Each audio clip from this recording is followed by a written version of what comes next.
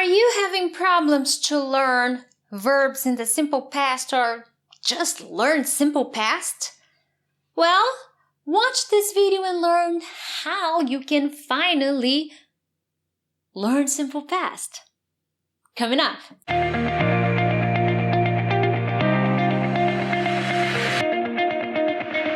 Hey friends, Teacher BAIXE here to help you talk to anyone, anywhere, anytime in English. As usual, thank you so much for giving me an opportunity to teach you. From Monday to Friday, I post all kinds of English lessons because I want to make sure that you become a better and more confident English speaker. So consider subscribing to my channel so that you don't miss any of my weekly videos. Many English learners confuse forgetting verbs in the past with the incapability of using simple past. Now, forgetting the verbs in the past just means that you're not having the right practice to help you remember, or you're not having the right frequency to help you remember verbs in the simple past. So these are very important things you should take into consideration.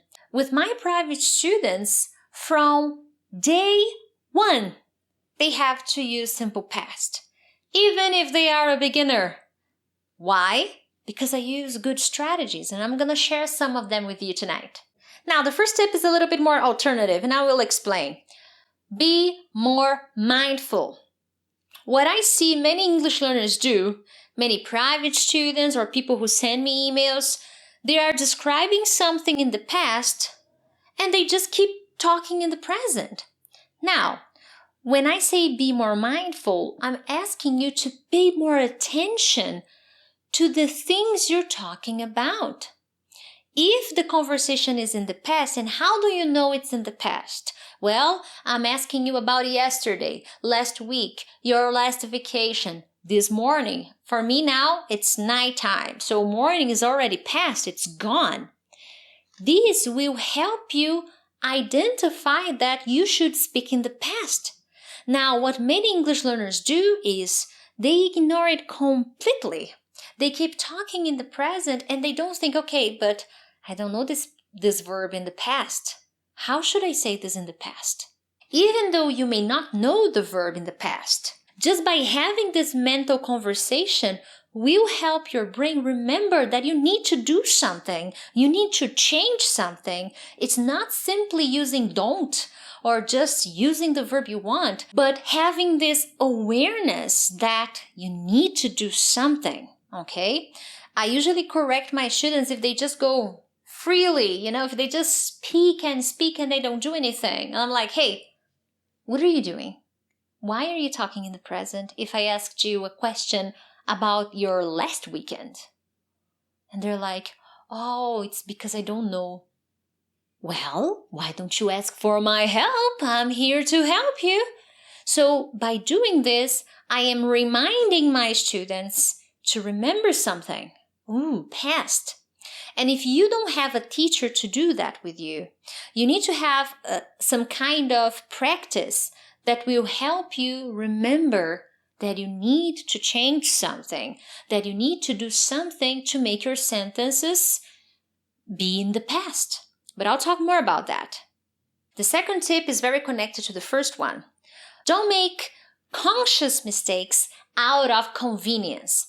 I have many videos here on my channel where I ask students, talk about your last weekend, especially simple past videos. Tell me about your last weekend. Tell me about your last vacation. And they don't even check the verbs in the past. They don't even bother going online and finding the conjugations of the verbs they need. So they make a conscious mistake.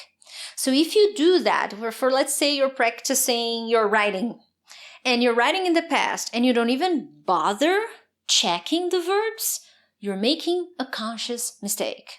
If you don't know of this verb in the past or that verb in the past, and you don't study them, you're making a conscious mistake. So this is something that happens more frequently than many English learners realize. You know it's wrong, but you do it anyways. Many of you want to speak freely. You don't want to be stopping all the time and Googling words. You want to be free. And I understand. But if you want to achieve this level of freedom, you need to spend time checking the words you don't know. And I know that sometimes we cannot do that in real life conversations. But don't settle. As soon as the conversation is over, go on your computer and check the verbs you didn't know. Because if you don't do that, every time you have a conversation and you forget a verb and you don't use because you don't know, you will never teach your brain a lesson. Okay, you had a conversation, you didn't know, but now I am studying so that next time you learn and you remember. If you never have this moment, your brain will be lazy. Your brain will be like,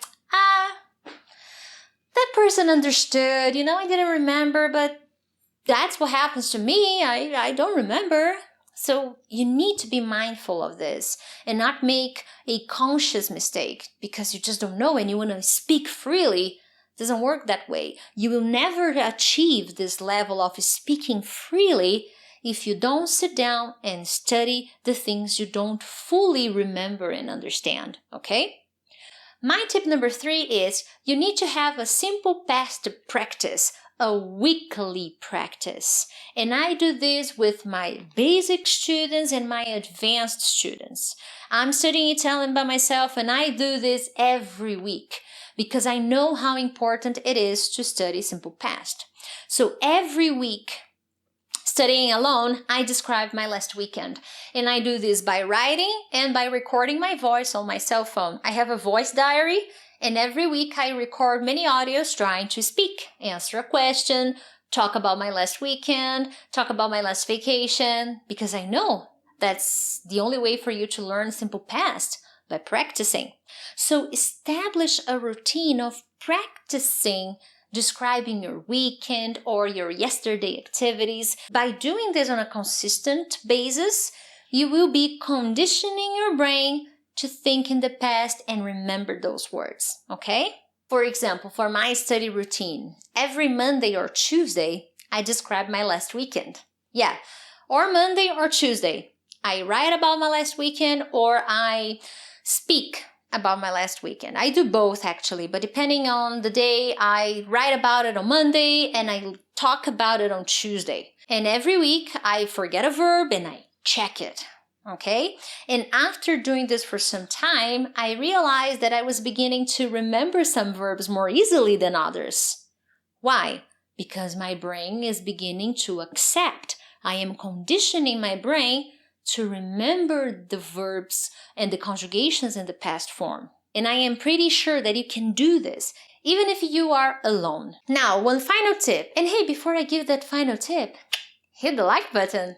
Anyways, my friends, besides the weekly practice and being more mindful of the moments when you don't know, but you just keep talking, you need to review the rules. It's important, okay?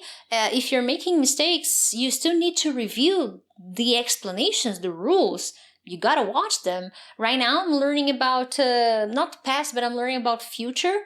And I think I'm watching the lessons like every day. Why? Because I need. Okay, it's an important part of the journey.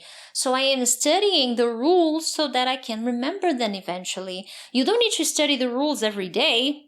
But if you know that you have problems, you also need to review the rules. How to make phrases, affirmative sentences, how to make negative sentences, how to make questions, verb to be, W8 questions. You need to practice this because gradually you will improve. And I have seen this in my students. I have seen this in my online program students who have problems with simple past, but as they keep going, they begin to remember because I'm telling them so much to study and review, and they are practicing every week that consequently they begin to improve. It is a consequence. If you keep doing this and you follow the steps I gave you, the tips I gave you in this lesson, I am positive that you will improve because your brain likes repetition. Everybody's brains, actually, it really enjoys repetition. But I understand that repeating something the same way all the time can be a little boring. That's why I always recommend you bring it to your life. So describing your day, describing your yesterday, your vacation, or anything that happened to you in the past will be a very productive way for you to study simple past. And as I said here a few minutes ago, study the rules, because if you are having problems with simple past, no big deal, but you need to remember the rules, and many English learners forget them. Other than that, my friends, I want to know about you. What ideas have you had as you watched this lesson? Share it with me here in the comments. And if this lesson was helpful to you, please share and hit the like button. It really helps the channel grow. Thank you so much, and I'll see you next time. Bye!